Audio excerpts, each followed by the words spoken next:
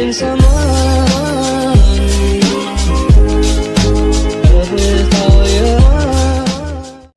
Assalamualaikum warahmatullahi wabarakatuh. Perkenalkan, nama saya Diana Latifaryani, NIM 2902050018, Prodi Akuntansi Universitas Pancasakti Bekasi. Pada video kali ini saya akan membahas materi tentang metode harga pokok proses mata kuliah Akuntansi Biaya 1 yang diampu oleh dosen Ibu Iis Dewi Herawati SEMAK untuk memenuhi tugas ujian tengah semester. Pengertian metode harga pokok proses. Metode harga pokok proses adalah metode pengumpulan biaya produksi yang digunakan oleh perusahaan yang mengolah produknya secara massal. Di dalam metode ini, biaya produksi dikumpulkan untuk setiap proses selama jangka waktu tertentu, dan biaya produksi persatuan dihitung dengan cara membagi total biaya produksi dalam proses tertentu selama periode tertentu dengan jumlah satuan produk yang dihasilkan dari proses tersebut dalam jangka waktu tertentu. Karakteristik metode harga pokok proses. Metode pengumpulan biaya produksi ditentukan oleh karakteristik proses produksi perusahaan. Dalam perusahaan yang memproduksi massa, karakteristiknya adalah yang pertama, produk yang dihasilkan merupakan produk standar. Kedua, produk yang dihasilkan dari bulan ke bulan adalah sama. Yang ketiga, kegiatan produksi yang berisi rencana produksi produk standar untuk jangka waktu tertentu. Contohnya ialah pabrik semen, pabrik tahu, pabrik tempe, dan pabrik yang lainnya. Apa sih perbedaan dari metode harga pokok proses dan harga pokok pesanan? Perbedaan di antara dua metode pengumpulan biaya tersebut terletak pada yang pertama, ialah pengumpulan biaya produksi. Yang kedua, perhitungan harga pokok produksi persatuan. Yang ketiga, penggolongan biaya produksi. Yang keempat, unsur biaya yang dikelompokkan dalam biaya overhead pabrik. 4. Manfaat informasi harga pokok produksi. Dalam perusahaan yang berproduksi massa, informasi harga pokok produksi yang dihitung untuk jangka waktu tertentu bermanfaat bagi manajemen. Yang pertama ialah menentukan harga jual produk. Yang kedua, menentukan realisasi biaya produksi. Yang ketiga, menghitung laba atau rugi periodik. Yang keempat, menentukan harga pokok persediaan produk jadi dalam proses yang disajikan dalam neraca. Penggolongan biaya pada metode harga pokok proses. Yang pertama ada biaya bahan. Dalam metode harga pokok proses, tidak diadakan pemisahan antara bahan baku dan bahan penolong.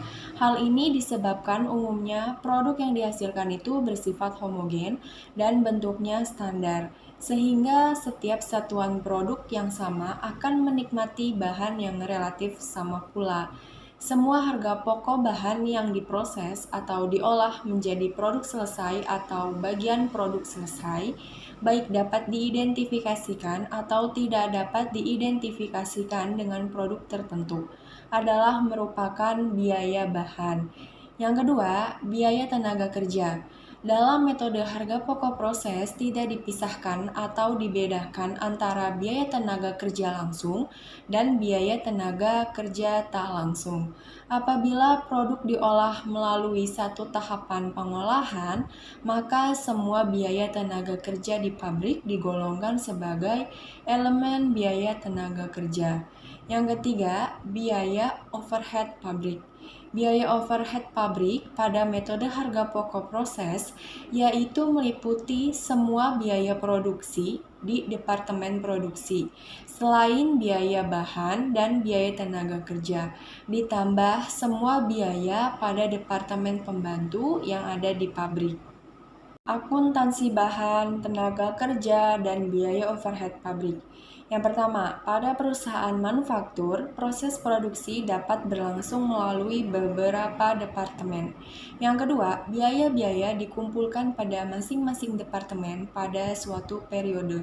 Yang ketiga, pada arus produk yang berurutan, produk selesai dari departemen 1 akan menjadi bahan baku atau input ke Departemen 2 dan produk selesai di Departemen 2 menjadi persediaan barang selesai yang siap dijual.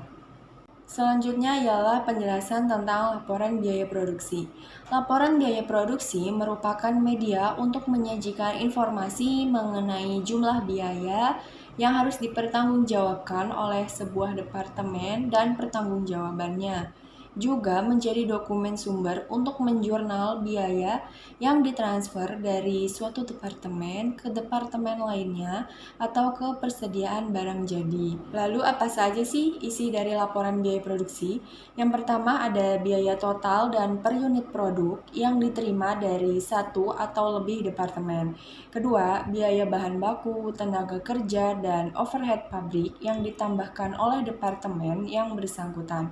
Ketiga, biaya persediaan produk dalam proses atau BDP awal dan akhir. Yang keempat, biaya yang transfer ke departemen berikutnya atau ke persediaan barang jadi. Selanjutnya ialah prosedur akuntansi biaya pada harga pokok proses. Di sini saya akan menjelaskan bagaimana mencatat jurnal pada akuntansi biaya harga pokok proses. Yang pertama, akuntansi untuk biaya bahan baku. Ketika terjadinya pembelian bahan baku, jurnalnya ialah persediaan bahan baku di debit, utang dagang atau kas di kredit. Yang kedua, ketika pemakaian bahan baku, yaitu BDP atau barang dalam proses atau biaya bahan baku di debit, pemakaian bahan baku di kredit. Selanjutnya, jurnal untuk mencatat biaya bahan penolong, di mana kita mengeluarkan biaya tenaga kerja. Maka BDP atau barang dalam proses atau biaya tenaga kerja di debit, gaji dan upah di kredit. Yang ketiga, akuntansi biaya overhead pabrik. Jurnalnya ialah BDP atau biaya overhead pabrik di debit dan berbagai macam rekening di kredit, bisa aja kas atau utang dagang, itu di kredit. Ilustrasi untuk perhitungan biaya proses melalui satu departemen produksi. Di sini saya akan mengambil contoh untuk satu departemen saja, di mana PT Sejahtera mengolah produknya secara massal melalui satu departemen produksi. Jumlah biaya yang dikeluarkan selama bulan Januari 2020 disajikan sebagai berikut. Biaya bahan baku 5 juta, biaya bahan penolong 7.500.000, biaya tenaga kerja 11.250.000, biaya overhead pabrik 16.125.000, maka total dari biaya produksinya ialah 39.875.000, di mana biaya bahan baku ditambah bahan penolong ditambah tenaga kerja ditambah biaya overhead pabrik.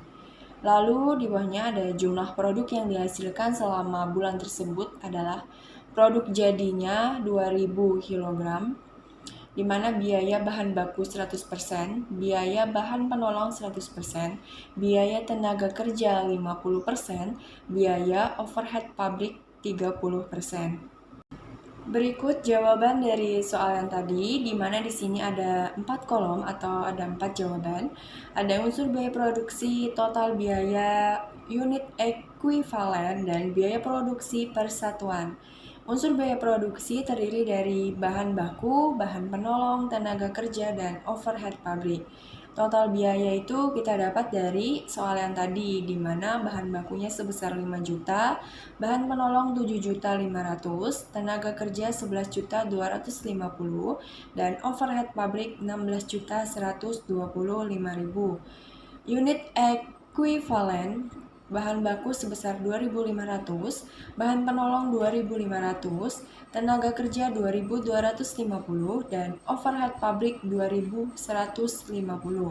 Cara menghitung unit ekuivalen di sini ialah di mana soal yang tadi kita lihat nominal dari biaya bahan baku sebesar 5 juta, kemudian di bawahnya ada produk jadi sebesar 2.000. Produk jadi itu termasuk bahan baku dan juga bahan penolong. Nah, 5 juta dikali persentase bahan baku berapa? 100%. 5 juta dikali 100%, kemudian dibagi 2.000, maka menghasilkan 2.500. kita taruh di unit ekuivalen. Kemudian biaya produksi persatuan untuk bahan baku ialah 2.000, bahan penolong 3.000, tenaga kerja 5.000, dan overhead pabrik 17.500. Selanjutnya ialah harga pokok produk jadi sebesar 2.000. Nominalnya kita ambil dari soal. 2.000 dikali 17.500, hasilnya 35 juta. Di mana harga pokok persediaan produk dalam proses ada BBB atau biaya bahan baku 100% dikali 500 dikali 2.000, hasilnya 1 juta. BBP atau biaya bahan penolong 100% dikali 500 dikali 3.000, maka hasilnya 1.500.000. BTK atau biaya tenaga kerja 50% dikali 500 dikali 5.000, hasilnya 1.250.000.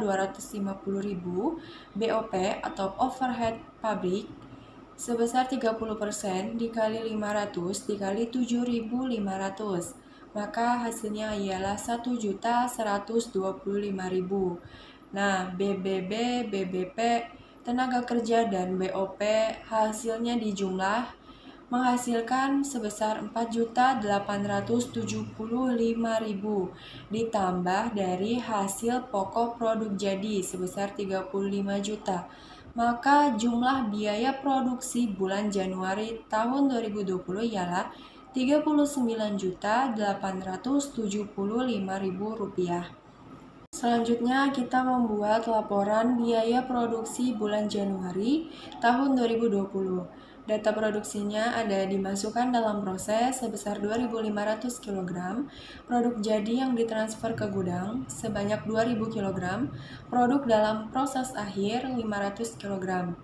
Maka jumlah produk yang dihasilkan ialah 2.500 kg. Kemudian biaya yang dibebankan pada bulan Januari ada biaya bahan baku sebesar 5 juta, biaya bahan penolong 7.500.000, biaya tenaga kerja 11.250.000, biaya overhead pabrik 16.125.000. Maka totalnya ialah 39.875.000. Biaya bahan baku per kilogramnya itu 2.000. Biaya bahan penolong 3.000 kg, biaya tenaga kerja 5.000 kg, biaya overhead pabrik 7.500 kg, maka jumlahnya ialah 17.500 kg. Selanjutnya ialah harga pokok produk jadi yang ditransfer ke gudang. Cara menghitungnya ialah 2.000 kg dikali 17.500, maka hasilnya 35 juta rupiah. Kemudian harga pokok persediaan produk dalam proses akhir tadi ialah biaya bahan baku sebesar 1 juta, biaya bahan penolong 1.500.000, biaya tenaga kerja 1.250.000, biaya overhead pabrik 1.125.000. Maka hasilnya ialah 4.875.000. 35 juta ditambah 4.875.000 menghasilkan jumlah biaya produksi yang dibebankan dalam bulan Januari tahun 2020 ialah sebesar 39.875.000. Sekian pembahasan materi tentang metode harga pokok proses dari saya. Kurang lebihnya mohon maaf. Wabillahi taufik wal hidayah. Wassalamualaikum warahmatullahi wabarakatuh.